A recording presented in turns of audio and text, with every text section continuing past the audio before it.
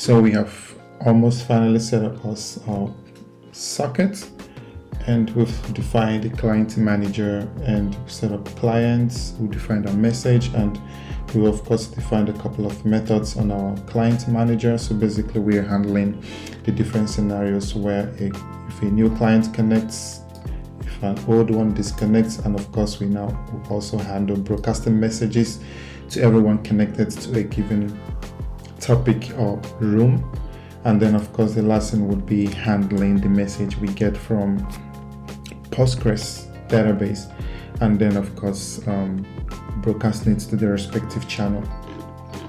So the last thing I would want to do here is basically instantiate this client manager, because I would require this when I set up the server to define, of course, how we start listening to Postgres events and then consuming them accordingly.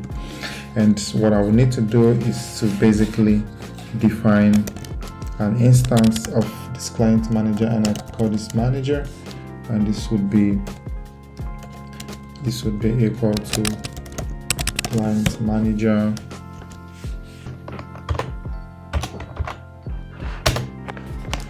and this would be an instance of our client manager, and all I need to do is to of course pre-populate this. So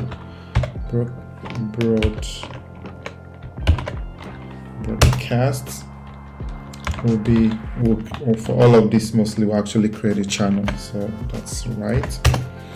And we have register, we do same. Notice how this will actually,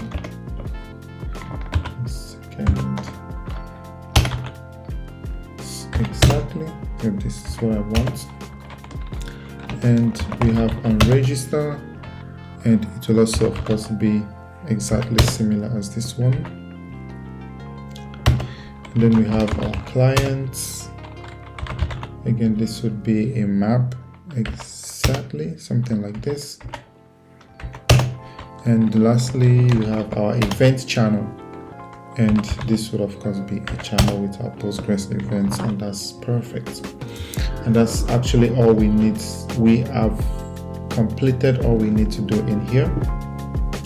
The next thing of course we would want to do, I would quickly just walk you through the setup for the API. Again, I've explained in detail how every single piece of code in here comes together and why it's there. And again, I'm going to leave a link to the description, to the link to this video, so you can always go back to it and look it up. But basically, this is how the API is initialized. And if you look in here, what is also quite important is that of course we have a couple of methods on our type API. So we have the initialization, where of course we create a new gene router. We add of course recovery and logger, the defaults, and then we add our routes. And then there are a couple of routes defined here. As you can see in here, we have chats, events, miscellaneous, and then users, and then those routes actually being added in here in this function add routes. And then this function of course connects to our database and then makes our initial migrations that you have here, which we have of course initially defined in here. So again, this is what's happening, creating a table and then creating these extensions and then adding our trigger. That's it. And that's mostly what's happening in here. And of course these are just setting up our HTTP server and initializing it. And then in the start method, this is actually where we utilize the manager. For example, we just created this one, and then we simply call the start method. So the start method runs an infinite loop, of course, that then listens to our Postgres events, and of course when the user connects us, it also helps establish the connection with that user from the client. That's really all this is doing, and then everything is of course brought together in here with this new method. And that's really what this function is doing. That's all. The next thing I would really want to do is to quickly define these routes. So if you look in here, actually there's nothing here yet for each of them, and we can just gradually fill those in. And what I would want to do is, of course, to go to our main method and set it up as it should be with using the API we just created. So in here, I can define a new API, and this will be API.new. And I need to create an API version, and maybe up here, I can define a version on this API version. And this will be, for now, I can simply say v1. And here, so this is one way that could help you to version your API. And then all we now need to do is a.start, and then we pass a.engine, and that's it. Our app should be ready to serve HTTP requests. And now, of course, we have not defined our routes, and we are going to quickly do that. But before we do that, we need to go back to these models we defined here. We have one for events, and these are like the message events that are coming from the Postgres database. What I would want to do is to define like basic CRUD functionality on this type. And I'm just going to be as fast as possible to save us as much time as possible. So ev of type message event, and I can call this method delete. So when you want to delete, we need an instance of our SQL.db, and the only thing we can return is an error if everything doesn't go as planned. And here I write a raw SQL query, and I can say delete from public we call it chat messages, say where message ID is equal to the $. So, and here we can simply just pass this message ID, and this method should return two things: SQL result and error. Of course, we don't care so much about the return value, but we care about the error. So we do it this way to get the error, and of course, what we simply do here is we return the error, and that's it. Whatever error is fine. If it's nil, it's nil. If it's an error, it's an error. And the next thing I would want to do is I would define a method also with this same format, message event, and I can quickly call this one maybe get1 if I want to get one particular message. db again. Now this would return two things. It can return a message event, or it can return an error. And it's quite straightforward. So I can call this res of type message event, and then I make a query again, a query row, and again I write a raw SQL query. I can say select, we had message ID, sender ID, message test, timestamp, chat room ID. From our table, public.chat messages, and we say where again message ID is equal to, and we provide our message ID again, and this would return. What we can actually do is to just right away we can change this method, and we can can call the scan method on this. Yes, we can call the scan method, and we then pass the components, of course, we want this mapped to. So the first thing would be message ID. Second thing would be sender ID. Third thing would be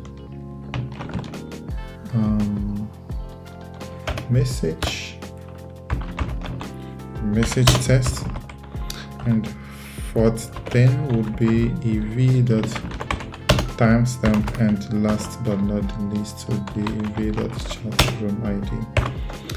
And then this whole thing will return actually just let me see, scan. Yeah, should just return an error. So here we'll be expecting an error, and so we can handle this error, or we can already here say if this error is not nil. So if this error is not real, we can actually return an empty message event and error.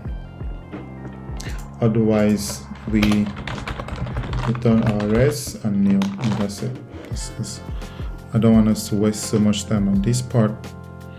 And yep, so the next thing, of course, would be to handle fetching of a lot of messages,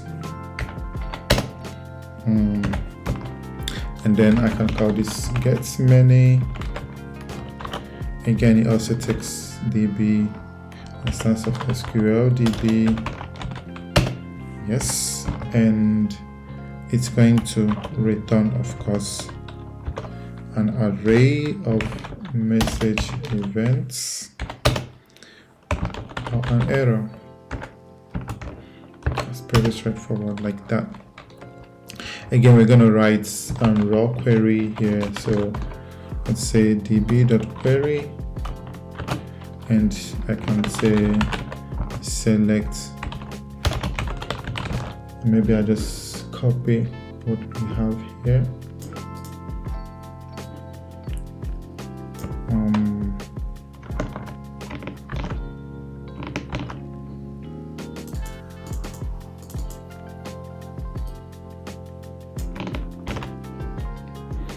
Copy what we have here.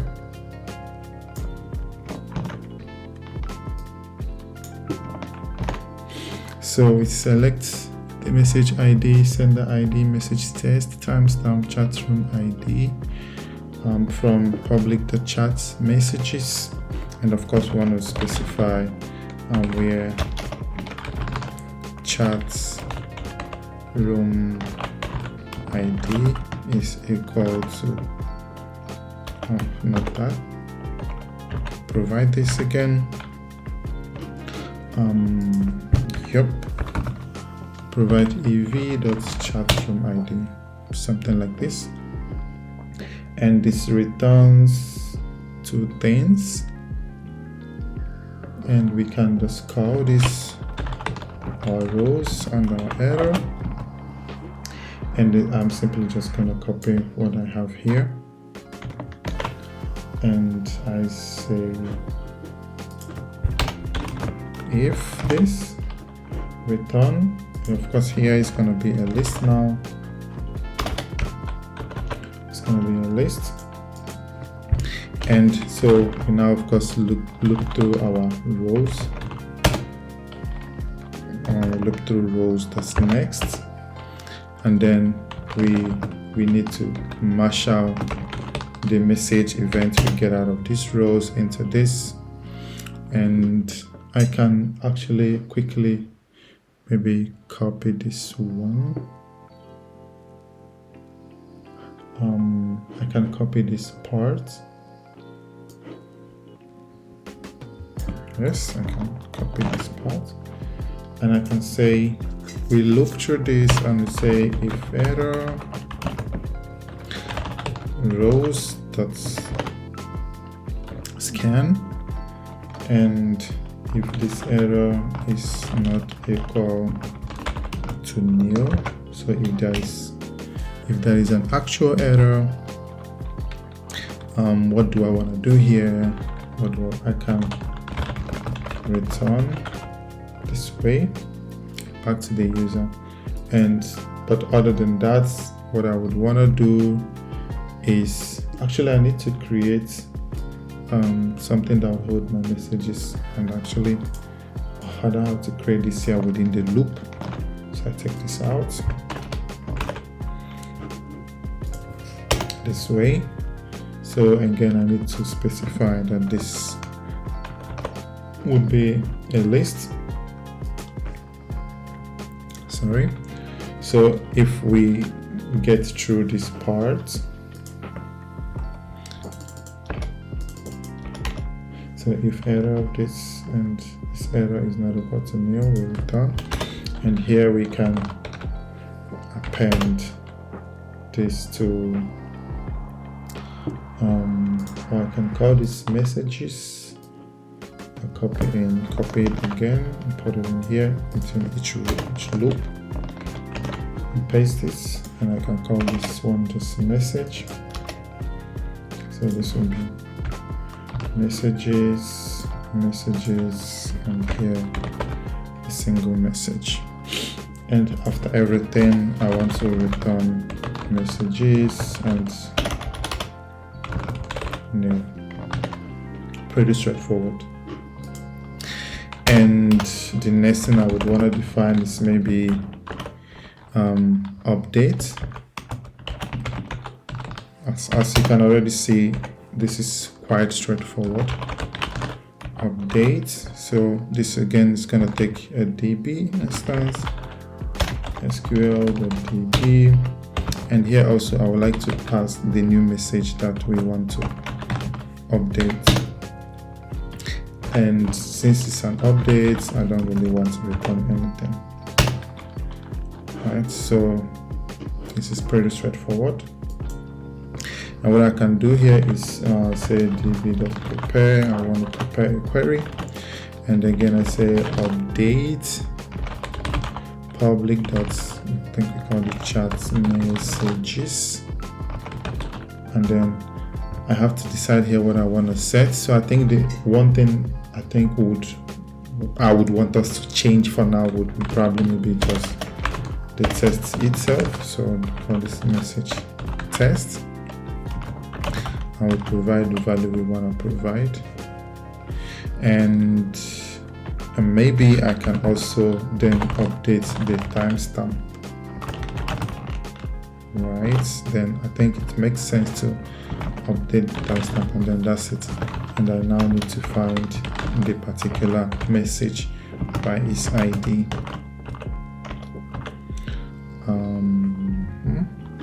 And of course, when I prepare, I get two things: statement and error. So I call this stmt error. Again, I'll copy this because I don't want to repeat myself. I come down here and I say, if this is the case, if error is not nil, we will return the error, just the error this time.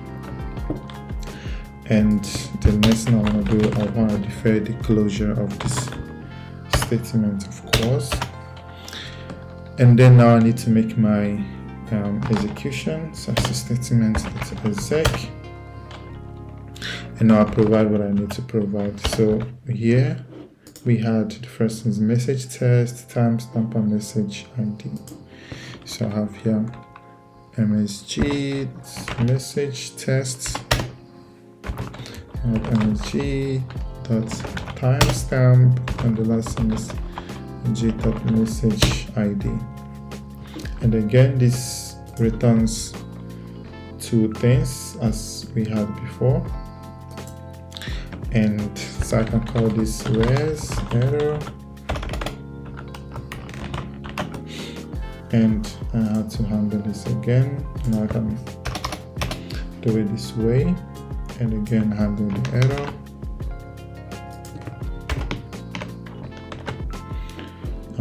Of course, just error, and I say again some if statement. If this is not new, then we return back to the user. And I think actually I don't want to do anything with this, so I'm gonna just throw it away. So I can actually call this query error and put this here. Check will be for this.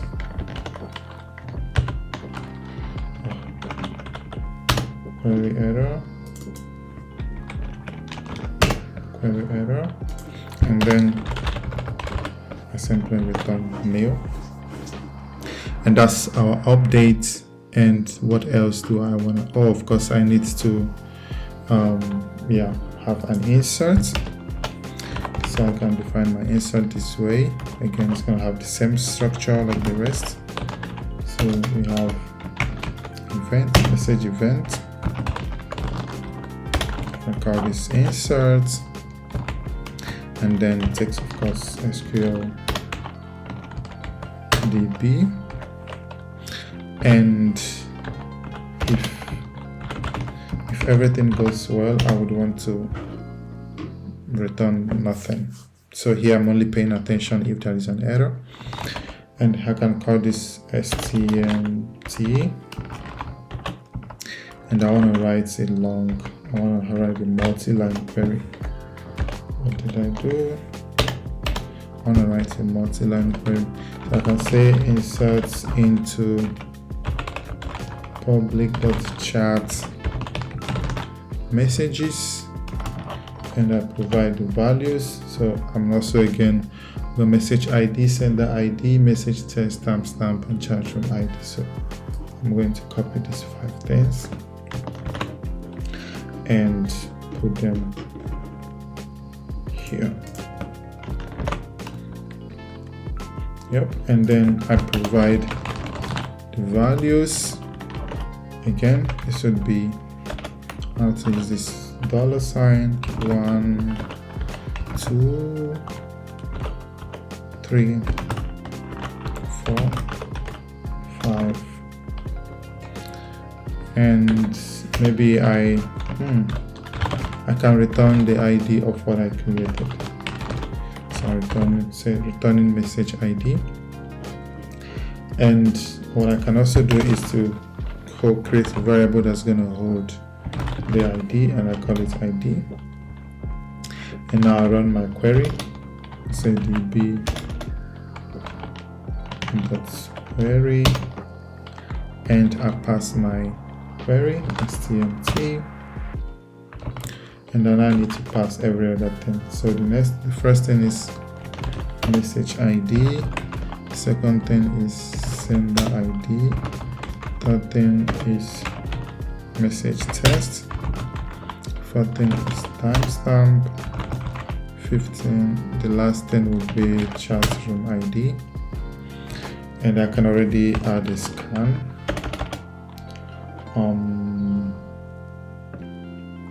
Of course, I need to query row actually, so I can scan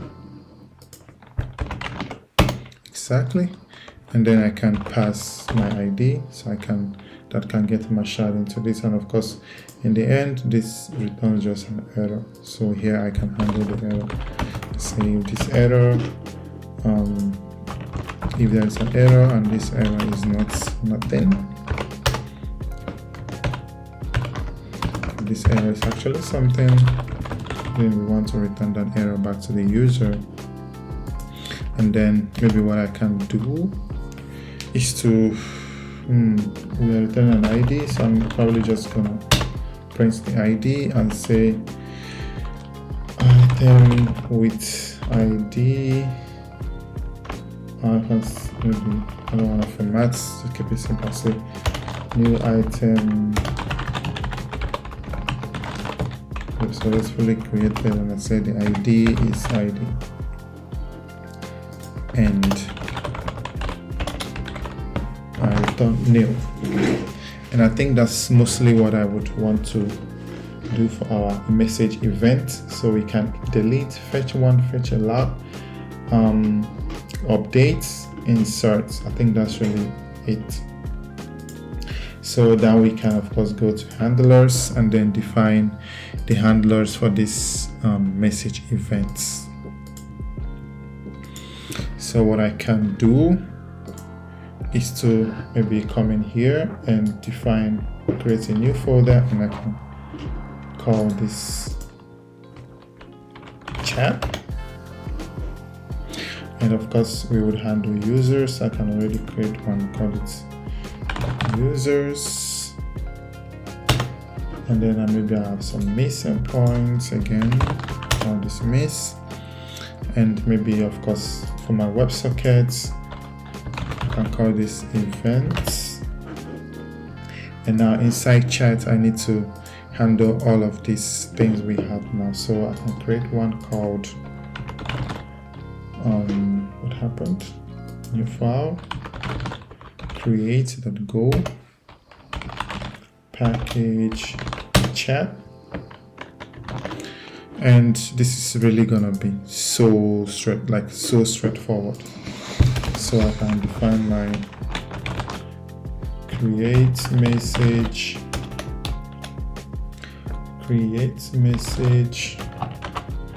and it's gonna take a gene context, and of course it's not going to return anything. So I can define, so to create, I'm expecting to get this payload, a payload that looks like this message events. So I go to events, that's message events, and then I will need to bind, make sure that what you're giving me is correct. So I can say, so that should bind JSON, this one, and here I need to pass a reference to this requests, and of course I handle the error. If this error is not equal to nil, so if the payload is malformed, I can already return. But maybe what I can also do here is to give the user something, to just a way to have an idea what has happened. Let's say HTTP as a batch request, and I can add additional information. And here I can say error, and I can say a bad payload, something like that's provided. And at this point we have the correct payload that we would expect. So I can define more or less, I would want to modify this message a little bit. So this would be events, that's message events, and our message ID. Here I would like to use UUID. UUID, that's new, and so now I don't have this installed and I need to have it installed, so I can do go mod ID, and so really this should be new, and I want to make it a string. And yeah, sorry, I think this file was not saved before, so now it should be installed. Awesome. And now I can also then send the ID.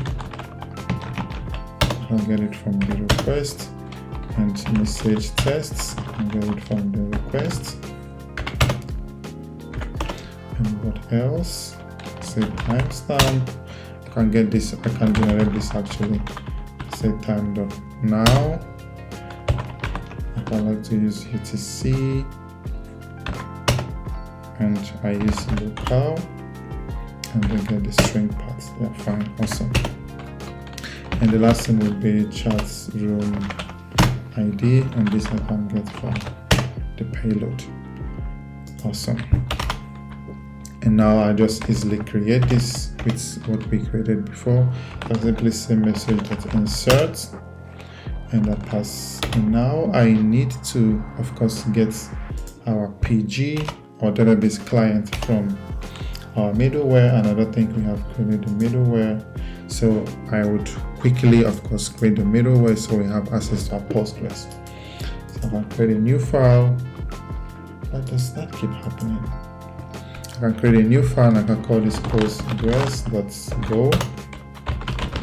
Package would be middleware, and I can call this postgres middleware.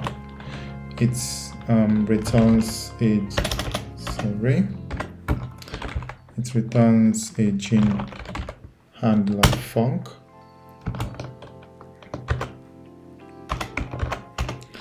And I simply return a function, which should be the signature. Exactly, awesome. And here I can open connection to my DB. Open, and I pass string, and I also, of course, want to provide the driver. And this would be github.com/lib/pq, this one. And so, of course, the engine, I think the first instance should be the driver, yes, and of course it's Postgres. And now the connection would be something like this, Postgres, because it's also the name we would use to reference it in our Docker container. So I can call the user, be my user, and I give it a password. I can also call this my password, and I can say at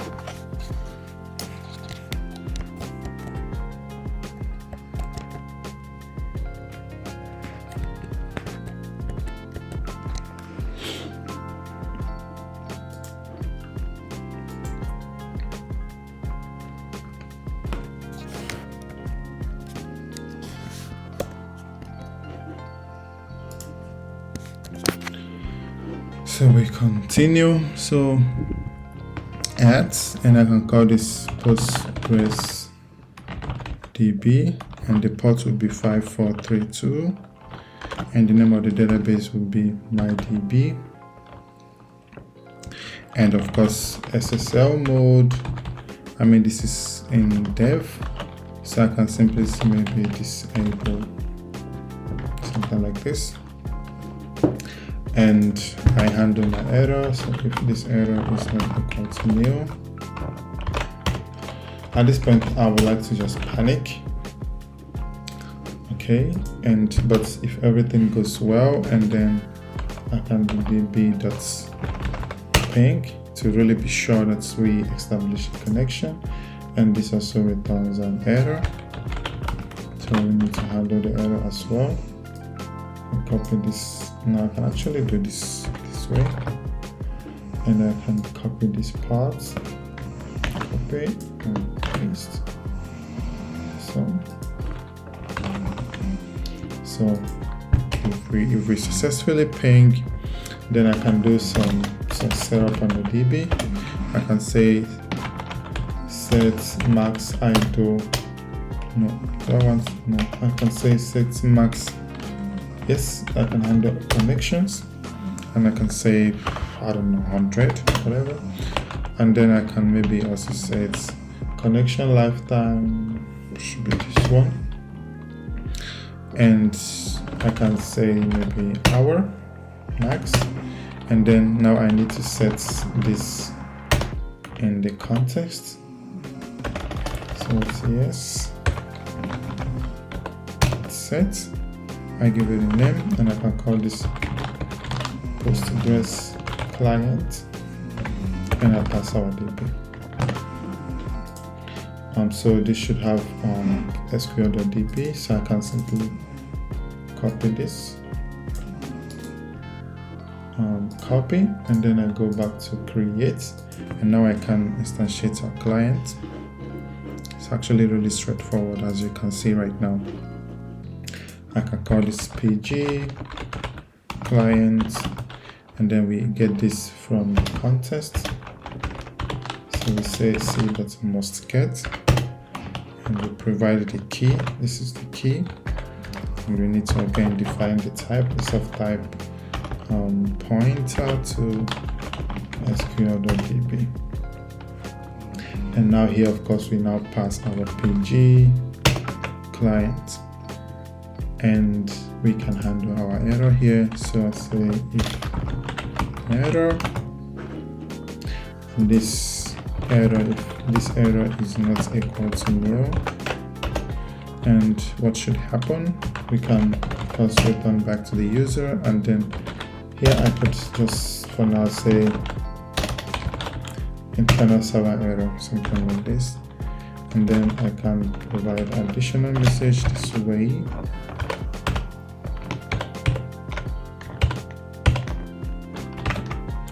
I can provide additional message this way, this error, and provide the message unable to create new message, something like this. But if actually we got, and then of course I need to return so it doesn't continue. But if it does succeed, now I can return a 200. So my status okay, and maybe I can also add another message for the user, and I can say something like success and say true. And that's it. We have our create function. That's really all we do. So we get our Postgres client from the context, we modify our payload a little bit, and then we make an insert. And now you can see how this could be useful for us, because once we have this payload, we have an instance of this message client, and of course we have all this method, as you can see here, defined on them: delete many, get one, and then we can simply call the function like this, and that should be all. So I would maybe do a delete so you can see how this could look. Chat, I'll call this delete, call this delete message. Again, text the pointer to Gene context. Doesn't return anything anyways. So to delete a message, we'll of course need the message ID. So we can get this this way from the path params, as you can see here, and I can also call it message ID like this.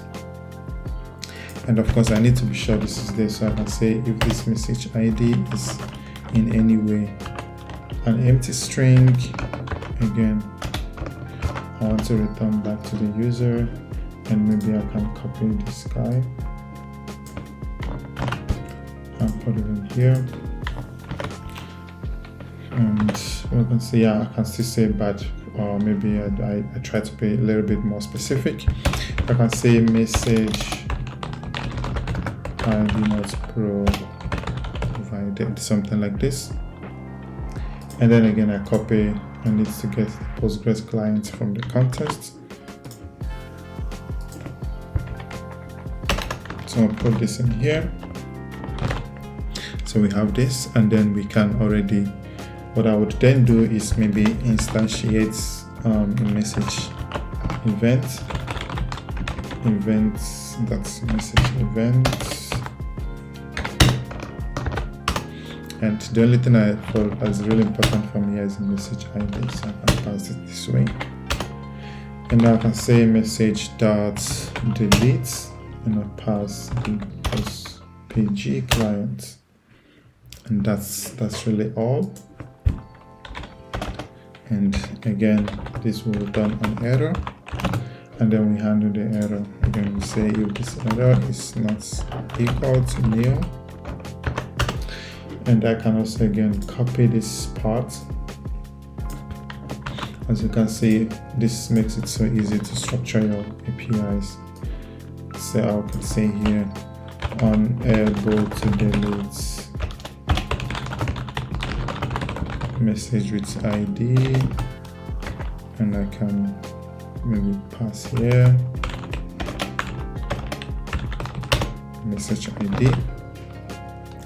But if everything goes well, I can simply again, of course, return to the user. Then I can also just copy this part. It's fine. And I can just copy this part and return OK to the user again, and then that's it. And what else could we do? We could do a get. So I could create a new file, and I can call this get.go. What happened? Get.go. Package chats. I can call this get messages. Context.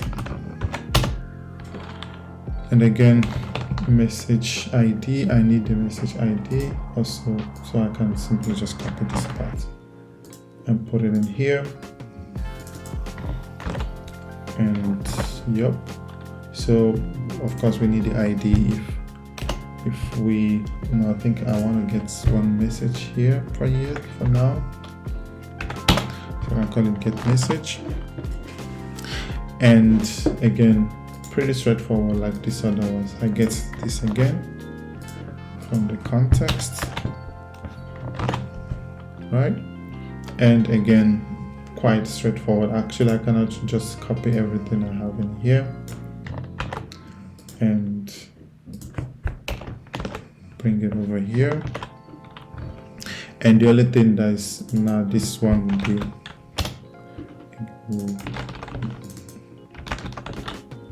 get one, and of course if we hover over this, it returns two things: our message event and an error.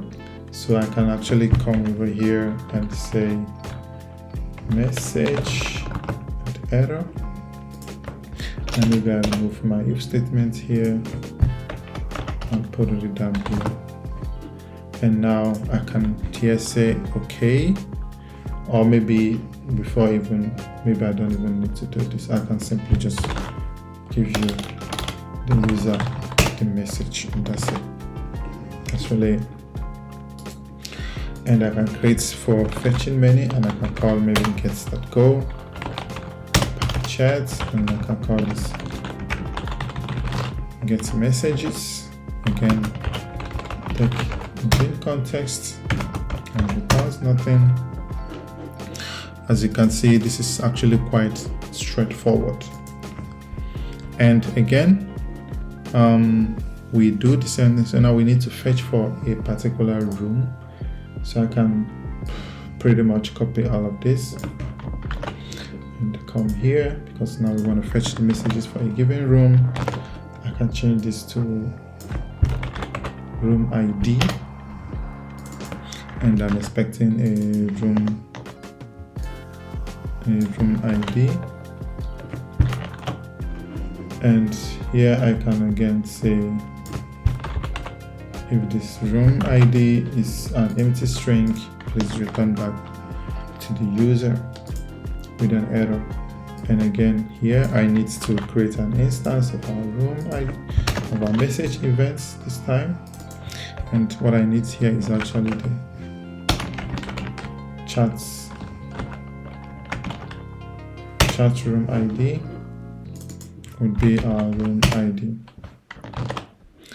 and that's mostly it. And then I can say messages, because I know this is gonna return a couple of things, and I'll say get many PG client, and again we handle our error and then return to the user. As simple as that.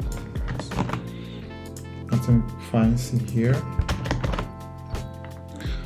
Unable to, I can say for room, unable to maybe retrieve messages for room with ID, and here I pass room as a room ID, and other than that I can do like gets and return back to the user. As simple as that. And this would be MSGS, and that's really it. And maybe I can also do an edit, so you see everything is actually quite straightforward. And this will be a package chat as usual, and about this update message change context, and to update a message I also need the message ID. So as you can already see, again I can copy all these parts already and dump it in here. So I'm expecting a message ID before I'm able to update the message, and if that's the case, fine. If not, then I return to the user, and now I can modify the payload. I can modify the payload this way, and message ID will be for this one,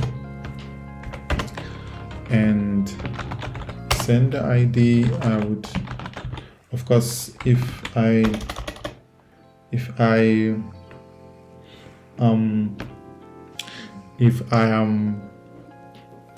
have things like, if I'm managing the permissions or something like that, it should of course be possible to already get this information from the user token. That should already be possible. But here I am also expecting actually a payload, because I need to update something, and I can again do it this way, basically reusing most of this. And I can copy my request and bring it up here, and then match this request, and then here I can again say sender ID, because I have that already. Message test this way, and again timestamp I can get from time.now.utc,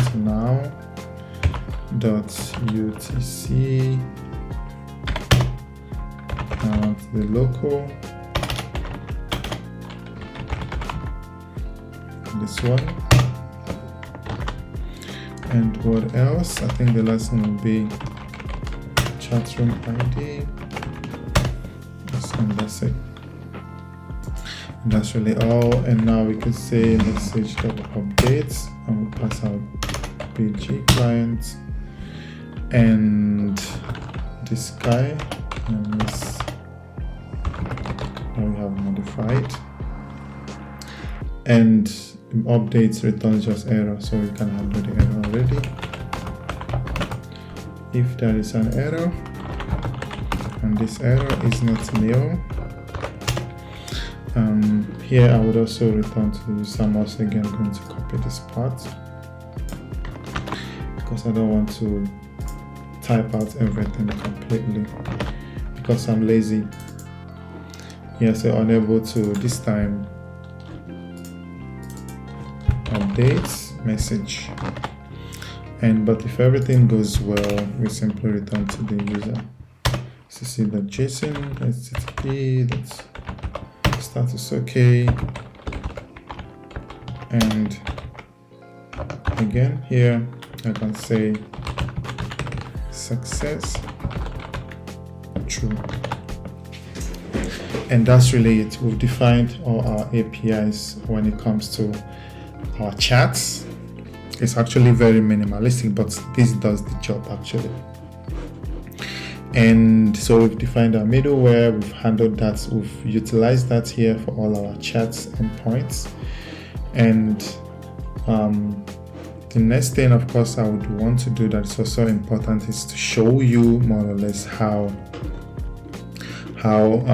the WebSockets is managed in terms of connectivity, in terms of how the message is, in fact, even in terms of how this is initialized, in terms of how the HTTP protocol is upgraded to our WebSockets protocol to be able to handle the kind of information we want to pass, and the kind of communication protocol that this requires. I can already just show you that. So here I can create a new file. I call this events.go, package events, and here I can call this my WebSocket handler. Again, it's going to be like a regular endpoint anyways, so it's still going to take a gene context, but here we will do something differently. So for it to connect, I would need to get the room ID, and I can get this way from queries on the query param, and I can of course expect that you call it room ID. And again, I do something similar here, or maybe in edit, so like I did here, and here I can say if this is sorry, what happened?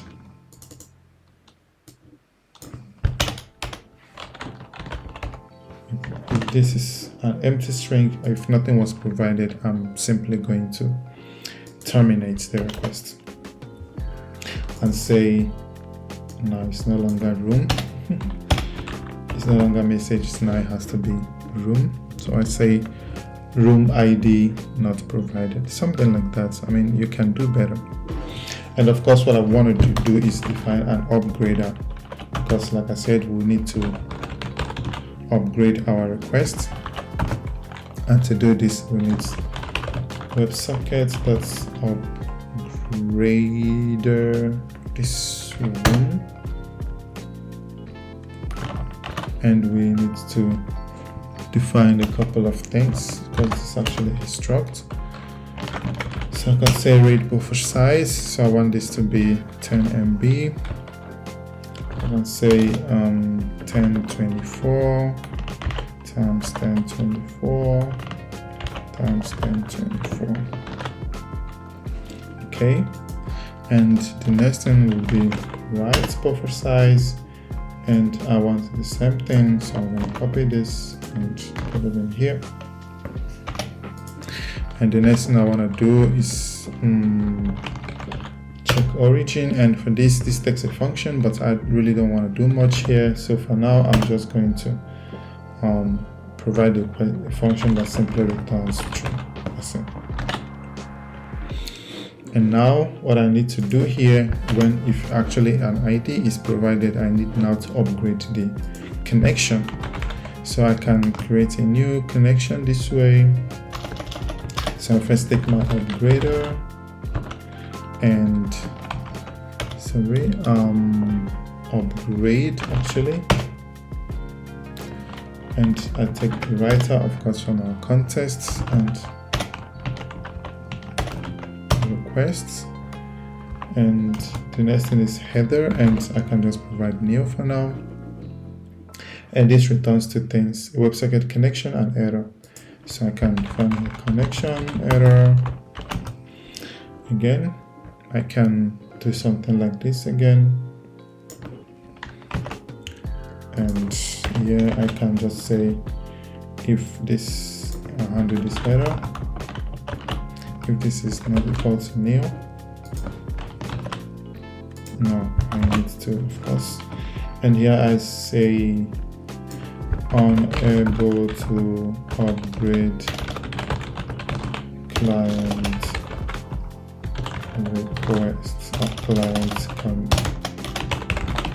connection, something like this, and that already should be enough.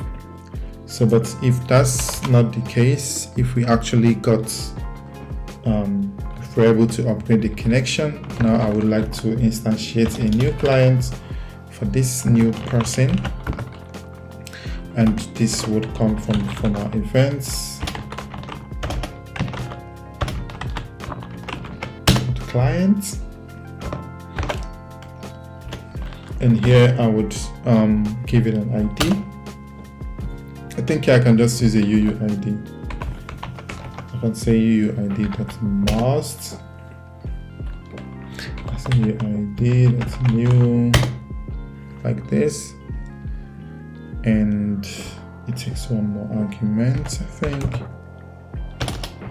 Yeah, error. I can just pass new, and I'm supposed to handle that error, but I'm not handling it for now, but it's okay. And socket will be this connection, and send would make a channel of bytes. Awesome. And lastly would be the topic ID, and then here I will just call it the room ID. Awesome. So now that we have a client, what we need to do is to write this into the channel. So I can say events.manager, which was the one we created, as you may remember, and then I register this client by writing it into the channel. And I instantiate two things, so you should be able to client dot one second.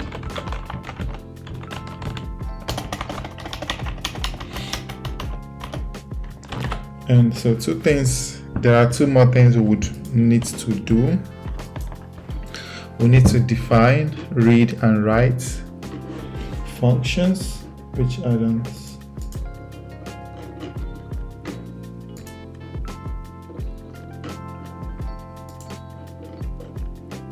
And so we need to define functions for reading and writing from the channel, and I think that has not happened yet, and we can quickly actually do that. So let's define a read function. So this would of course be part of our client. This one would be read. So of course be allowing the client to be able to read. And what we'd want to do, the first one we want to do for read, of course, is to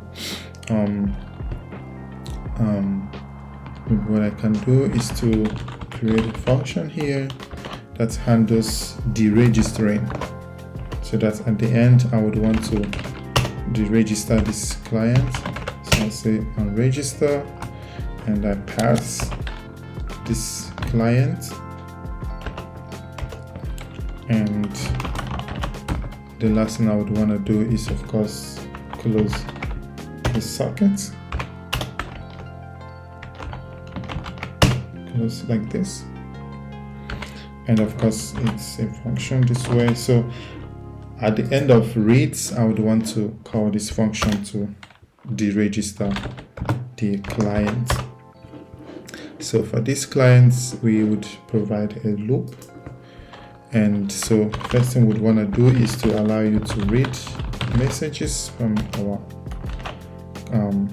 connection, and so this we'll have to do from the socket anyways, so you can do it this way. Now I'm throwing away the actually there would be three things we get from reading from the sockets. I don't want to read message, I want to read message. So if I hover over this, you would see there are three things we actually get: the message type, the bytes, the payload more or less, and then an error message. So of course our message will be in form of bytes. And what I want to do, the next thing of course, as you can already guess, would be to handle this error. So if we get an error trying to read, what I want to do already is to unregister this client. Again, you can also here decide if this works for you or if this is recoverable, depending on your own use case. And then I'll register and I'll close the connection. But of course, if there is no error, and what I would want to do is pretty straightforward. What I'd want to do is to create our message. I'll call this so I would like to mash out this, what we are getting back, into our message type. It should be this one. Let me see. Yes, it should be this one. So we need to provide all this information. So I can say sender would be, we get this from the client, of course, and then the contents, we simply make our bytes, our message a string, and server IP, this we can get from our the function we created. Sender IP, we can get this from the socket. Remote address actually is what I want. Remote address, and I want a string. Awesome. This is what I want. And of course, this gives me two things. So one would be this byte. I'll call it JSON-M. And I can, just to keep this simple, I can ignore this message, this error. But now, please don't ignore this error in your own case. And then when I have this message, I simply write it into the channel. So I use this broadcast method that we defined up here, if you remember, this one, and I write it into the channel this way. I hope this is not confusing in any way at all. I'm going to make a separate video explaining channels more or less in Golang, and I'll try to be more in-depth so it will make more sense for you. And the next thing I would want to do is maybe sleep for a while, and I can say that I want to sleep for 1 second. And this will be our read function, how we read messages from the channel. And the next would be how we write. The two functions are pretty much going to be similar. So func client, and I call this write. It will of course take nothing. And again, I need to declare a function.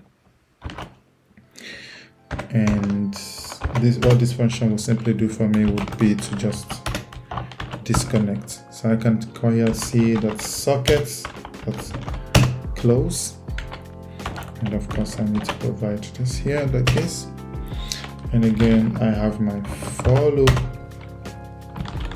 and I use my select statement to handle cases, different cases for the messages we get. So for now, I just want to read messages, so I can say when I have a message, so basically when I read out of the channel, and if it is successful, so I read out of the channel this way. See that send. When this is the case, I need to also check if this is okay. But if it happens that this is not okay, what I would want to do is to, yeah, I can write it an empty message. And for now, I think that should be okay. I can write an empty message. So I can say c.socket. When does it this way? c.socket. Write message. So the message type, I would say webs say closing message. So I'll say WebSockets dot close message, and I can simply just write an empty byte to represent my message like this. This is what I would want to do, and this is when I have an error or when I'm not really fully able to read messages out of my channel. But if I'm able to, what I would do here is pretty straightforward. I'll simply write my message. So sockets.write message, and again the type would be WebSockets.text message, and I simply write my message, the one I got.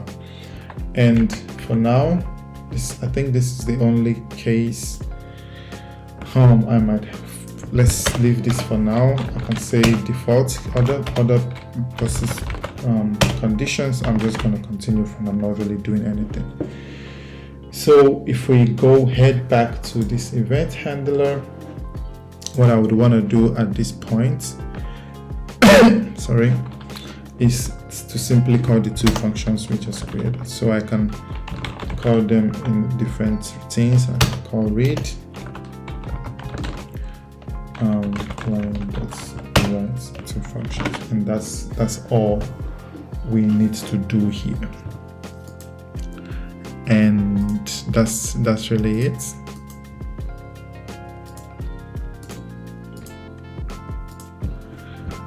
That's really it. So what I will now do is to set up our endpoints.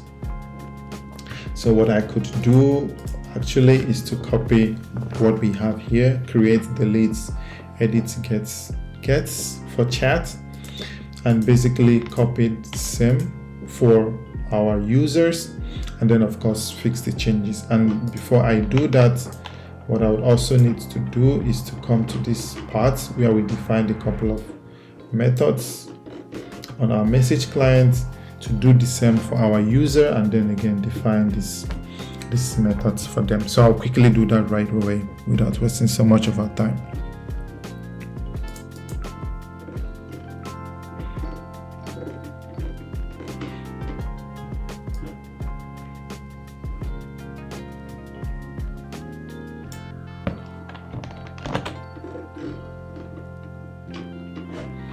So here I will define a user.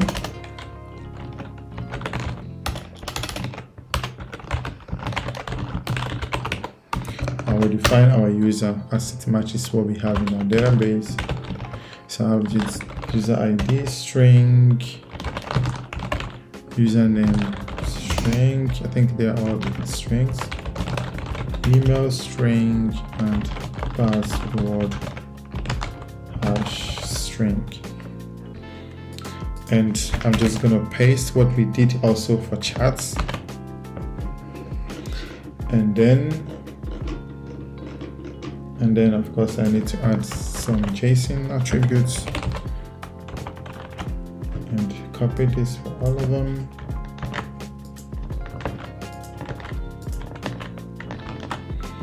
And here and I'll provide the actual name. So this will be user ID, this will be username, this will be email, pretty straightforward, and I call this password hash,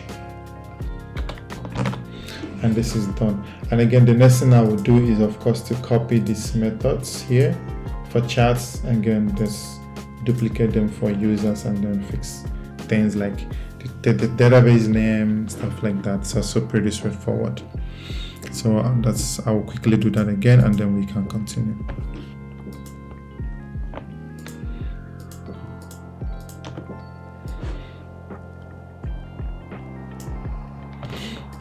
And now we have our endpoints. What I will quickly do is to go to up here and then start to set up our APIs. So for this, our chats would go through this endpoints. If you look again, we defined this in our main method, and then this repos down to each of our routes where we define this API version. We call it version 1. So here it will be /v1/msg and then the rest. So here I would like to use the Postgres middleware we created, and so that every endpoint under this would have access to this. And now I can add our endpoints. So I need an eGets endpoint, and for this I will need to go to /gets and then room ID,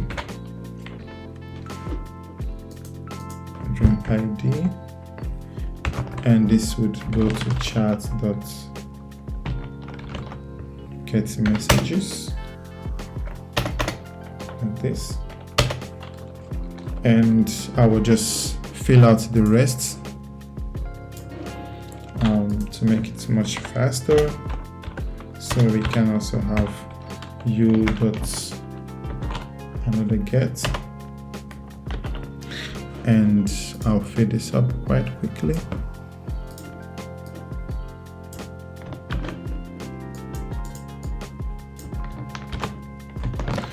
And now we have 4 other endpoints. We can also, of course, do the same for user. I'll quickly go to events, and then we add, for now we just have one endpoint, and this is handling our WebSockets connection, and we can handle it this way. I think it's called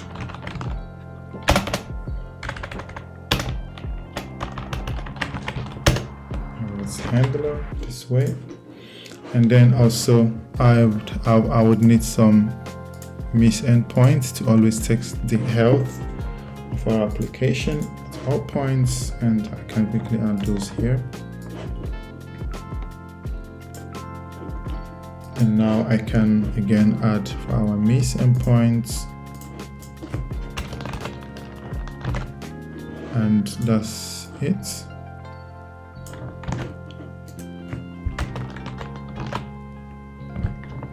And that's it. And I think now we have fully set everything up, and what we can already do is to try it out to see if everything is working as should. But before we do that, we need to set up our Docker Compose.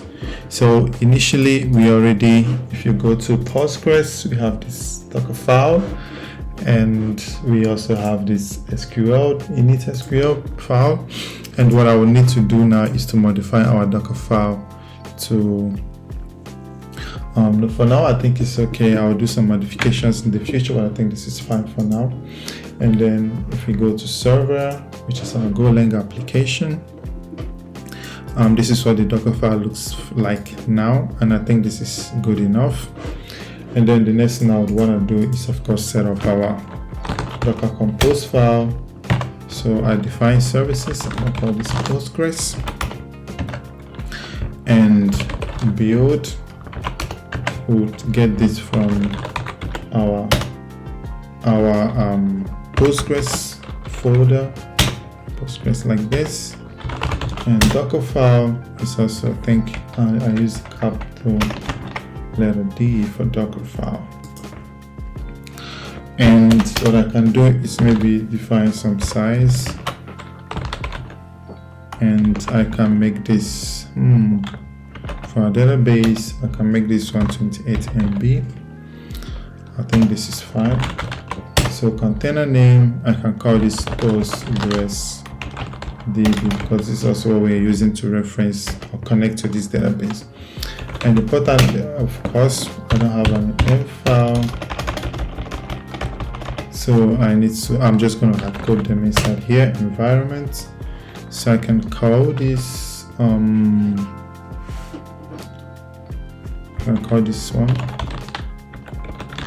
PostgreSDB.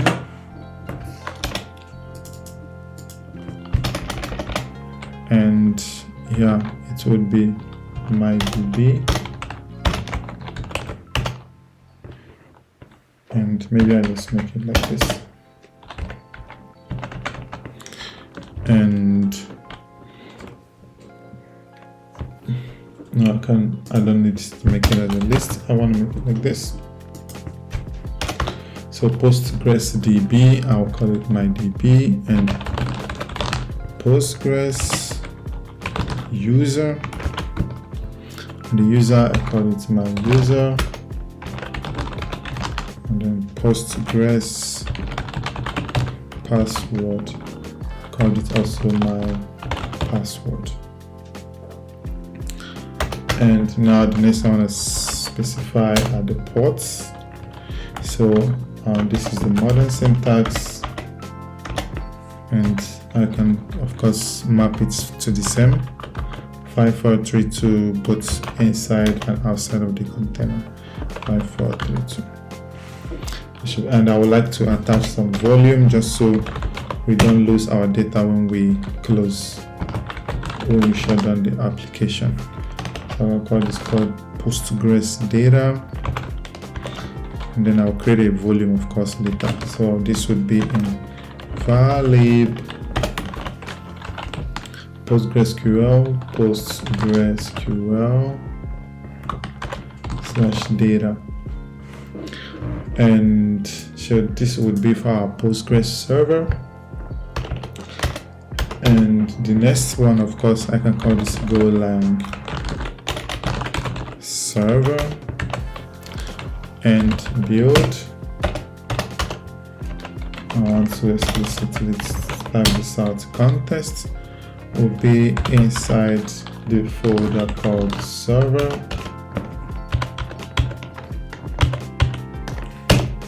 It's inside the folder called server, and Docker file is with capital letter D.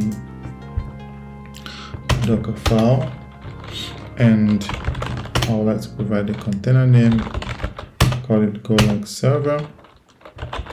Ports, I'll map this again both inside and outside to the same port 8080,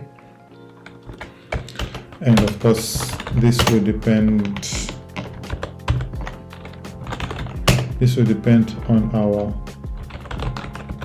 Postgres service. And one thing I would want to do at least during development is to set restart to always. So no matter what the error is, I want the container to restart. And then of course lastly, the volume we mentioned for our database, I have to attach it here, and I call it Postgres data. And that's actually it. So now we can try out our application. I can do docker compose up, and I try to force build. See?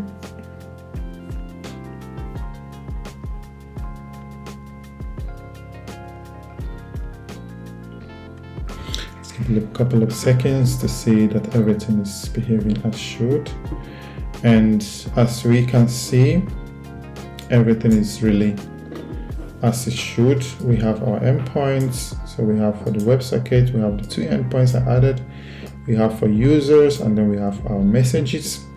And of course we can try this out. And again, I created, just so we can save a couple of time, I created a file for testing, HTTP file, and we can already test this out here to see. So we can get all of our messages of our users. Right now we don't have one, and we can create one with this request, and see here it was a success. And now we can get many, and then we have all these ones here, and I can copy this ID and put it in here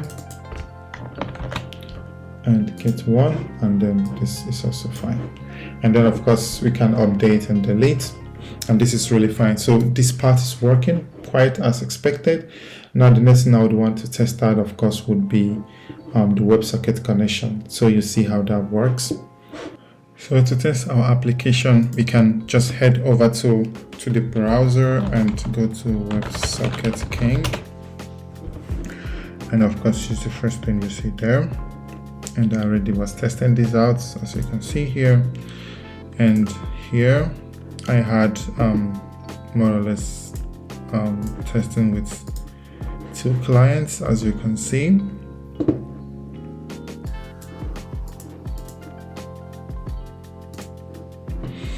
And I can also just create 2. So I can create 2 connections just so we can try to simulate like 2 users. Just so we can go to WS for WebSocket and this HTTP, not HTTPS. So go to localhost :80 because that's the endpoint where our backend server is running at. And then we go to v1/events/ws, and then we said we need to provide room ID. And I'm going to call this room 1, and I will try to connect.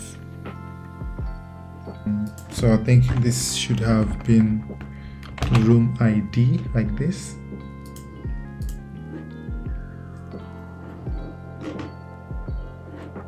And now it's connected. And all I need to do is also do some here, localhost 80.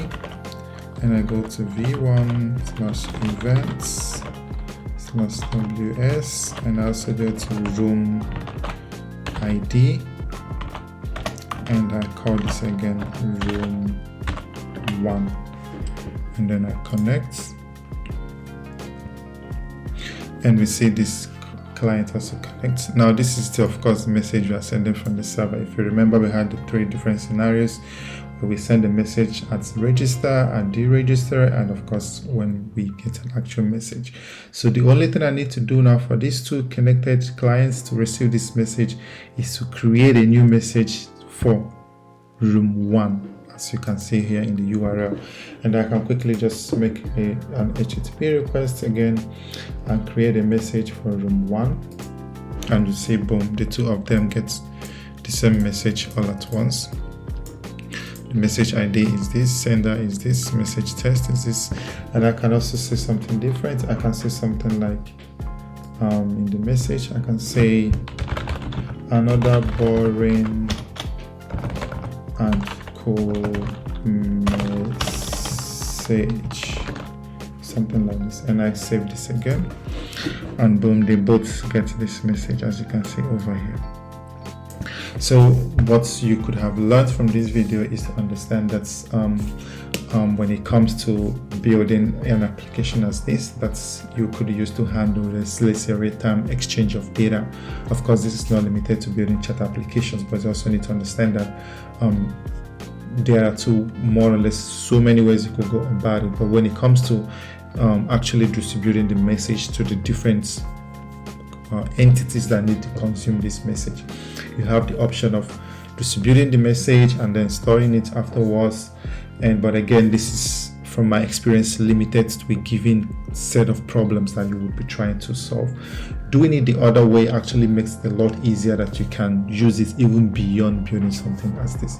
So beyond, say, something like chat applications, for example, you could actually build like really complex, sophisticated real-time applications where there is real-time exchange of data by going the other way. So basically you have a centralized pool of data, and then you have a decentralized pool of clients that consume that data. It is much more efficient this way, from my experience. And yeah, that will be it, guys. I really hope you've learned a lot from this video. Again, as usual, I would leave you with the opportunity to leave me questions that you would have while watching this video. If there are things that are not clear, if there are things you think maybe I need to have explained a lot better, please reach out to me, let me know. And this, of course, will encourage me, of course, in the future to make more interesting videos for you that you would at least find useful. Because again, the goal of this channel is to break down most of these topics as easy as possible for you to consume them.